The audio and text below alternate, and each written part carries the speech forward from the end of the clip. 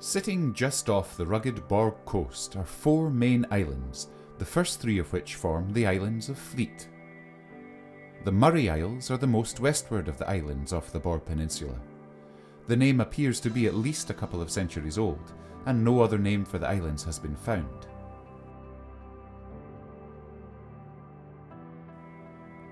A little further down the coast lies Ardwall Island, a name that most likely comes from the Gaelic Ard Goil, meaning the height of the stranger, and this is probably a name that has been borrowed from the mainland.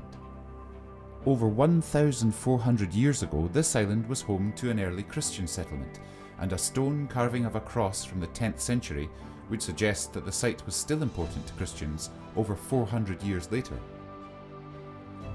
Just a few hundred metres southeast of Ardwall sits Barloco Isle, the name of which possibly comes from Gaelic Bar Locha and means the summit by the loch, an odd name for an island, but this was also most likely borrowed from a nearby farm on the mainland, being situated next to a small loch and Bar Hill itself.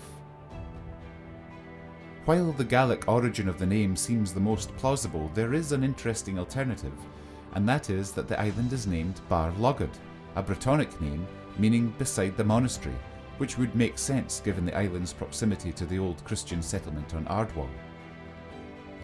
The final island along the Borgue coast is much further east towards Kirkcudbright Bay and is known as Little Ross Island. The name Ross is derived from the Gaelic Ross, meaning a promontory, and this appears to be another name borrowed from a nearby feature on the mainland. The feature in question is the Mull of Ross, or Maul Ross in Gaelic, meaning the bald rounded hill of the promontory. The history of Little Ross Island is marred by the murder of a lighthouse keeper in 1960. The assistant keeper had fled the scene but was later arrested in Yorkshire and convicted of the crime.